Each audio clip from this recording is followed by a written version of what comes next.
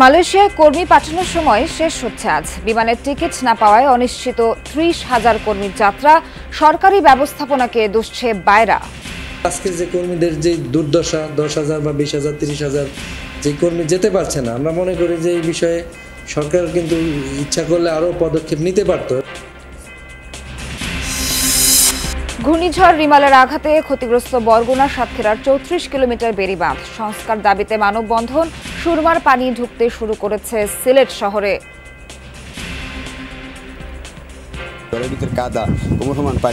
বাঁচে থাকলে কামড় দিয়ে খাওয়া যায়, বেরিবেদ যদি না দেন তো আমরা কেমনে বাঁচবো আর কেমনে খামো।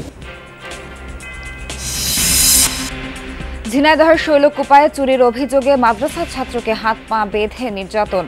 আহত অবস্থায় হাসপাতালে ভর্তি, 2 শিক্ষক গ্রেফতার। তীব্র গরমে ভারতের বিহার, ওড়িশা ও ঝাড়খণ্ডে কমপক্ষে 22 জনের মৃত্যু। হিটস্ট্রোকে আক্রান্ত হয়ে হাসপাতালে ভর্তি অনেকে।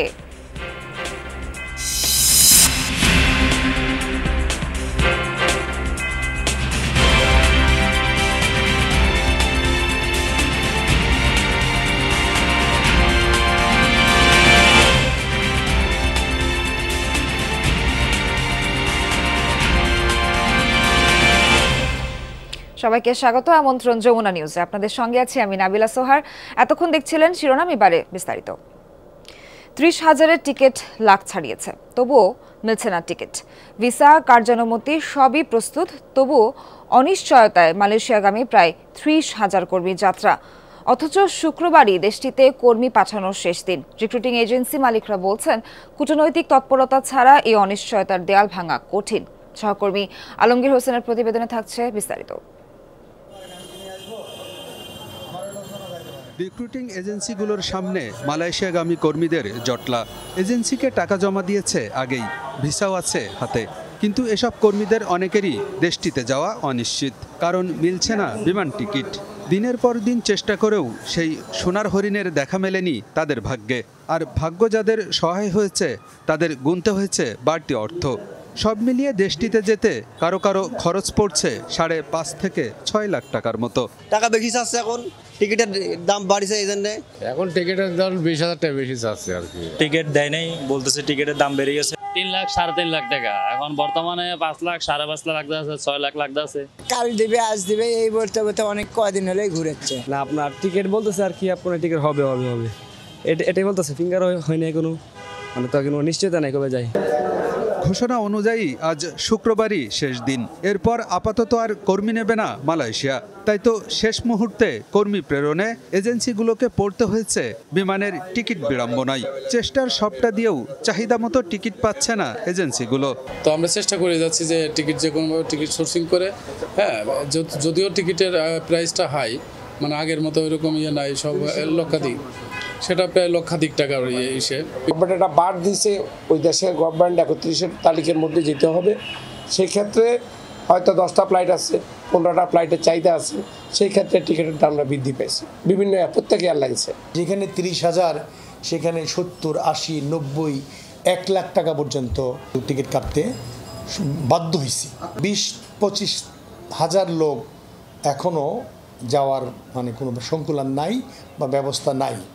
জনশক্তি রপ্তানিকারকদের সংগঠন বায়রার দাবি, এজেন্সির পক্ষ থেকে সবকিছু করা হলেও দুর্বলতা আছে সরকারি ব্যবস্থাপনায়। কর্মী প্রেরণে বাড়তি ফ্লাইট পরিচালনা করা হলে এ সংকট তৈরি হতো না বলেও মনে করেন সংগঠনের নেতারা। এক সপ্তাহ আগে থেকে যদি মালয়েশিয়ান কর্তৃপক্ষের সঙ্গে আলাপ আলোচনা সাপেক্ষে যদি 10-20টা চার্টার্স ফ্লাইট এভরিডে যদি দিতে পারতো, তাহলে আমরা মনে করি যে আজকে যে কর্মীদের যে দুর্দশা, 10,000 বা 20,000, 30,000 যে কর্মী যেতে পারছে না, আমরা মনে করি যে এই বিষয়ে সরকার কিন্তু ইচ্ছা করলে আরও পদক্ষেপ নিতে পারত। টিকিটের যে একটা সিন্ডিকেট, এখানে 30,000 টাকার টিকিট যে এখন 1,10,000 থেকে আজকে 2 লাখ হয়ে যাচ্ছে, এগুলিও দায় আছে।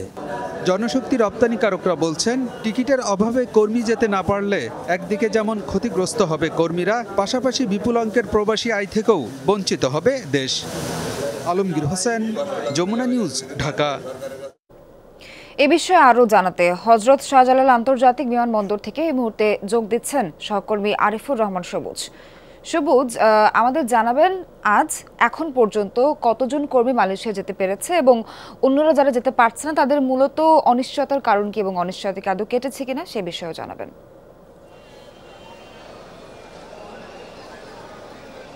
সোহার, মূলত আজকেই শেষ দিন, অর্থাৎ মালয়েশিয়া সরকার যে অনুমতি দিয়েছে বা আজকে যে তাদের নির্ধারিত দিন, এর পরে আসলে মালয়েশিয়ায় কোনো কর্মী প্রবেশ করতে পারবে না। সেই হিসাবে শাহ জালাল আন্তর্জাতিক বিমানবন্দরে আজকে সকাল থেকে মূলত মালয়েশিয়াগামী যেই কর্মীরা রয়েছেন তাদের উপচে পড়া ভিড়। এর মধ্যে আজকে যেতে পারবেন ১৫০০-এর মতো কর্মী। 7টি ফ্লাইট রয়েছে সকাল থেকে। এর মধ্যেই বলা যায় যে 2টি ফ্লাইট ছেড়ে গিয়েছে এবং বাকিগুলো রাত পর্যন্ত ছেড়ে যাবে। এই 7টি ফ্লাইটের মধ্যে বাংলাদেশ বিমানের 2টি, ইউএস বাংলার 2টি, মালয়েশিয়ান এয়ারলাইন্সের 1টি, এয়ার এশিয়ার 1টি এবং বাতিক এয়ারলাইন্সের 1টি। এখানে মূলত হাজার হাজার মানুষ ১৫০০ টিকিট পেয়েছেন, কিন্তু এই ১৫০০-এর বাইরে আরও হাজার হাজার মানুষ যারা মালয়েশিয়া যাওয়ার জন্য যাদের পাসপোর্ট হয়েছে, ভিসাও হয়েছে, কিন্তু তারা শেষ মুহূর্তে আসলে টিকিট পাননি। টিকিটের অভাবে অনেকেই ঘুরছেন, এজেন্সির পেছনে পেছনে ঘুরছেন, কিন্তু যেতে পারছেন না। এখন পর্যন্ত আমাদের কাছে যে তথ্য রয়েছে, প্রবাসী কল্যাণ মন্ত্রণালয়ের যে তথ্য রয়েছে, সেই হিসেবে বলা যায় যে ৫,২৪,৯৯৬ জন কর্মীকে অনুমতি দেওয়া হয়েছিল, কিন্তু এর মধ্যেই ৪,৯১,৭৪৫ জন যেতে পেরেছেন। আজকে যাওয়ার কথা ১৫০০। সব মিলিয়ে বলা যায় যে যেই অনুমোদন দেয়া হয়েছে যে ৫ লাখ বেশি কর্মীকে, তার মধ্যে ৩১,০০০-এর বেশি, ৩১,৭০১ জন কর্মী যেতে পারছেন না টিকিটের অভাবে বা নানা কারণে, যেহেতু শেষ দিন, এরপর থেকে আর যেতে পারবেন না। সবুজ, ধন্যবাদ আপনাকে গুরুত্বপূর্ণ তথ্য দিয়ে যুক্ত হওয়ার জন্য। সিলেটের কয়েকটি উপজেলা প্লাবিত হওয়ার পর এবার নগরীর নিম্নাঞ্চলে সুরমা নদীর পানি ঢুকতে শুরু করেছে। পানিতে তলিয়েছে ফায়ার সার্ভিসের কার্যালয়। সুরমা নদীর পানি বেড়ে সিলেট পয়েন্ট বিপদসীমার ৩ সেন্টিমিটার নিচ দিয়ে বইছে। এতে খাল বেয়ে নগরীতে পানি ঢুকছে। গোয়াইনঘাট ও জৈন্তাপুর উপজেলায় সব নদীর পানি কমে বিপদসীমার নিচ দিয়ে প্রবাহিত হচ্ছে। তবে এখনও আশ্রয় কেন্দ্র ছেড়ে যায়নি প্লাবিত এলাকার বাসিন্দারা। অন্যদিকে জকিগঞ্জে কুশিয়ারা ও কানাইঘাটে সুরমার পানি এখনও বিপদসীমার ওপর দিয়ে বইছে। কোম্পানিগঞ্জেও বেড়েছে ধলাই নদীর পানি। আকস্মিক প্লাবনে চরম দুর্ভোগ পোহাতে হচ্ছে বিভিন্ন এলাকার বাসিন্দাদের।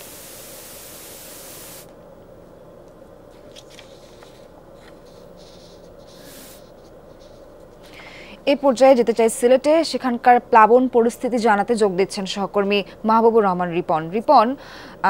আজকের পরিস্থিতি কি আগের থেকে একটু উন্নতি হয়েছে কিনা এবং প্লাবনে ক্ষয়ক্ষতি সহ আপনার কাছে সবশেষ কি তথ্য আছে, আদৌ কর্তৃপক্ষ কোনো ব্যবস্থা নিয়েছে কিনা সেটাও জানাবেন। নাবিলা, পরিস্থিতি উপজেলাগুলোতে উন্নতির দিকে বলা চলে, কিন্তু সিলেট শহরের পরিস্থিতি অবনতির দিকে যাচ্ছে। এই মুহূর্তে আমরা ঘুরে দেখছিলাম সুরমা নদীর পাশ দিয়ে যে নিচু এলাকাগুলো রয়েছে সেসব এলাকায় কিন্তু পানি ঢুকতে শুরু করেছে। আপনি জানেন সিলেট শহরের মাঝখান দিয়ে প্রায় 10টির মতো খাল রয়েছে, যেসব খাল পয় নিষ্কাশনের জন্য ব্যবহৃত হয়, সেসব খাল বেয়ে কিন্তু নগরীর ভিতরে পানি প্রবেশ করতে শুরু করেছে। তো এই মুহূর্তে বৃষ্টিপাত নেই, যদিও কানাইঘাটের এদিকে সুরমার পানি কমতে শুরু করেছে এবং সেই পানিটি যত দ্রুত কমবে এইদিকে তত দ্রুত বাড়বে, এরকমই পানি উন্নয়ন বোর্ডের কর্মকর্তারা বলছিলেন। এবং সেই অবস্থা যদি চলতে থাকে, পানি যদি আরও বৃদ্ধি হয়, তাহলে কিন্তু নগরীর এর বেশ কিছু এলাকায় পানি প্রবেশ করতে পারে সে আশঙ্কা করা হচ্ছে। তবে যেহেতু বৃষ্টিপাত হচ্ছে না, বৃষ্টিপাত না হওয়ার কারণে নগরীর ভিতরের যে ছড়া খালগুলো রয়েছে এবং নগরীর ভিতরে জলাবদ্ধতা সৃষ্টি হওয়ার সম্ভাবনা কমে গেছে। বৃষ্টিপাত হলে সেই অবস্থার অবনতি হতে পারে। অন্যদিকে উপজেলাগুলোতে যেখানে লোকজন আশ্রয়কেন্দ্রে উঠেছিল, সেখান থেকে কিছু কিছু মানুষজন বাড়িঘরে ফিরে যাচ্ছে, কিন্তু বেশিরভাগ মানুষ এখন আশ্রয়কেন্দ্রে রয়েছে। সেখানে খাবারের ব্যবস্থা, শুকনো খাবারের ব্যবস্থা প্রশাসনের পক্ষ থেকে করা হচ্ছে। গতকাল বিকেল থেকেই সেই প্রক্রিয়াটা দেখছিলাম আমরা, এবং আজও প্রশাসনের পক্ষ থেকে যে সকল আশ্রয়কেন্দ্র রয়েছে সে সকল জায়গায় খাবার বিতরণ করা হয়েছে এবং যারা বাড়ি ফিরে যাচ্ছে তাদেরকেও শুকনো খাবার দিয়ে দেওয়া হচ্ছে। এদিকে কোম্পানিগঞ্জের ধলাই নদীর পানি কিছুটা বৃদ্ধি পেয়েছে এবং সেখানে নিচু এলাকাগুলোতে আবারও পানি বাড়তে শুরু করেছে। সেখানকার মানুষের কিছুটা আতঙ্ক রয়েছে। নাবিলা, রিপন ধন্যবাদ আপনাকে সিলেট থেকে যুক্ত হওয়ার জন্য। রিমালের আঘাতে বরগুনায় 12 ও সাতক্ষীরায় 22 কিলোমিটার বেড়িবাঁধ ক্ষতিগ্রস্ত হয়েছে। এতে পানিবন্দী বাঁধপাড়ের মানুষ খেয়ে না খেয়ে দিন কাটছে অনেকের। টেকসই বাঁধের দাবিতে মানববন্ধনও চলছে। পানি উন্নয়ন বোর্ড বলছে এরই মধ্যে সংস্কার কাজ শুরু হয়েছে।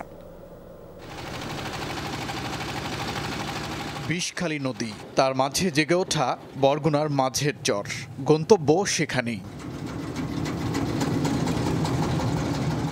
এই চরটিতে বসবাস প্রায় 3000 মানুষের। সেখানে পৌঁছাতেই চোখে পড়ল রিমালের ক্ষতচিহ্ন। ভেঙে আছে বেড়িবাঁধ, লোকালয়ে ঢুকছে পানি, উপরে আছে গাছপালা, ক্ষতিগ্রস্ত বাড়িঘর। থাকার মতন কোনো পরিবেশ নেই, ঘরের ভিতরে কাদা, সমান পানি হয়েছে। কুল কিনে নাই, পারে কোনো জমি জমা নাই যে আমরা বসত বাড়ি কর্ম।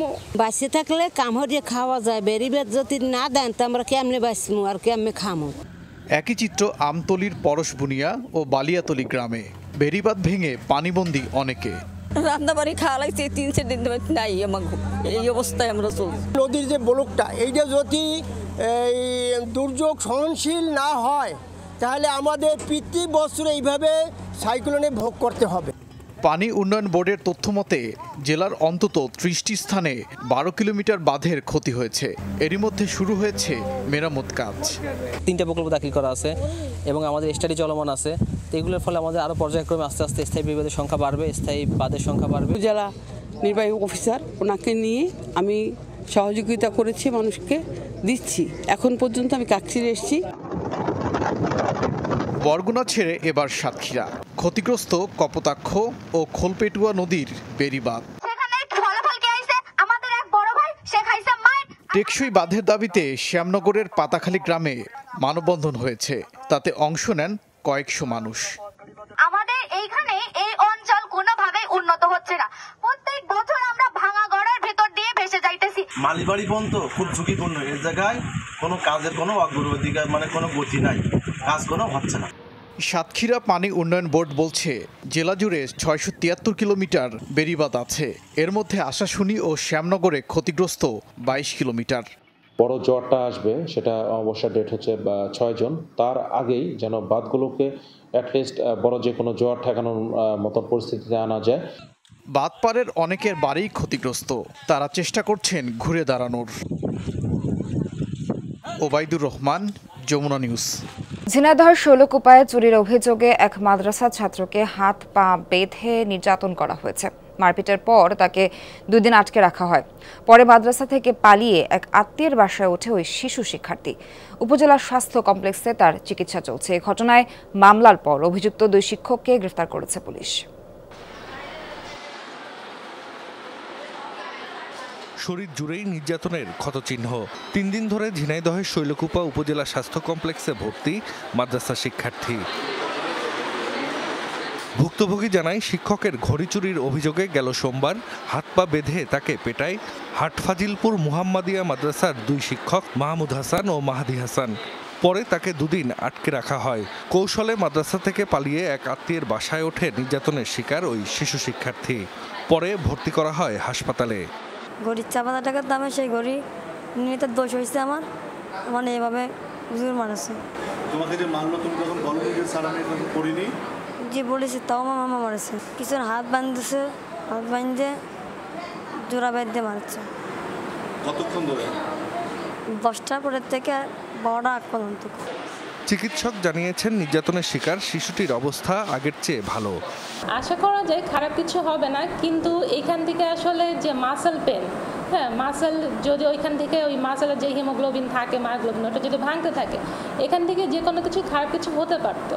কিন্তু যেহেতু 24 ঘন্টা হয়ে গিয়েছে সে কারণে বলা যায় যে না, মোটামুটি ঝুঁকিমুক্ত। নির্মম এই ঘটনায় জড়িতদের দৃষ্টান্তমূলক শাস্তি চায় পরিবার ও এলাকাবাসী। আমার চাওয়ার কিছু কিছু বলার নাই, তবে আমি আইনের প্রতি শ্রদ্ধাশীল। হাত পিছনে বেঁধে 2টো হুজুর মিলে তাকে মারেছে একেবারে মাথা থেকে পা পর্যন্ত। এটা কিন্তু ঠিক না। যদি এমন কোনো ঘটনা ঘটে তাহলে হচ্ছে কি আস্তে আস্তে স্কুল কলেজে এবং মাদ্রাসায় ছোট ছোট শিশু বা বড় ছাত্ররা পড়াশোনার দিকে আগায় যাবে না। মামলার পর অভিযুক্ত 2 শিক্ষককে গ্রেফতার করেছে পুলিশ। তদন্ত শেষে দ্রুত চার্জশিট দেওয়ার আশ্বাস শৈলকুপা থানার ভারপ্রাপ্ত কর্মকর্তার। বিষয়টা আসলে স্পর্শকাতর এবং আমরা যাতে আসামিদের সাজা হয় সেই ব্যাপারে ভালোভাবে তদন্ত করে রিপোর্ট দাখিল করব। 2005 সালে প্রতিষ্ঠিত মুহাম্মাদিয়া মাদ্রাসায় বর্তমানে শিক্ষার্থী সংখ্যা 250-রও বেশি। এ ধরনের অমানবিক ঘটনা যেন আর না ঘটে সেদিকে লক্ষ্য রাখার তাগিদ স্থানীয়দের। জাহিদ হাসান, যমুনা নিউজ। কথায় আছে শখের দাম লাখ টাকা, তবে এবারের বাজারে শখের বড় গরুটি কিনতে হলে গুনতে হবে কোটি টাকারও বেশি। সুলতান, হাল্ক, সাকিব খান অথবা জায়েদ খান বাহারি নামে বিশালাকার গরু প্রস্তুত হচ্ছে খামারে খামারে। আরো জানাচ্ছেন ভাস্কর ভাদুরী, ছবি তুলেছেন জিহাদ ইসলাম। স্ক্রিনের বিশালাকার এই গরুটির নাম সুলতান। স্কেলে ওজন 1420 কেজি। নামের মতোই সুলতানের আচরণও নবাবী। আমেরিকান গ্রে ব্রাহ্মা জাতের গরুটি এই মুহূর্তে দেশের সর্বাধিক ওজনের গরু। চোখ কপালে উঠলেও সুলতানের দাম হাঁকা হয়েছে 1.5 কোটি টাকা। এরই মধ্যে দাম উঠেছে অর্ধেকেরও বেশি। ওজনের দৌড়ে এরপরেই এই লাল কালো ব্রাহ্মা। 1200 কেজি ওজনের গরুটির দাম চাওয়া হচ্ছে 75 লক্ষ টাকা। সুলতানের মতো শান্ত স্বভাবের নয় বলে এই ব্রাহ্মা পুরো খামারের আতঙ্কের কারণ। বিশাল দেহি হালকের দেখা মিলবে এবারের কোরবানিতে। দেশাল এই গরুর ওজন 1200 কেজি। চলতে ফিরতে কষ্ট হওয়া বিশাল দেহি হালকের 32 লাখ টাকায় বিক্রির কথা প্রায় চূড়ান্ত।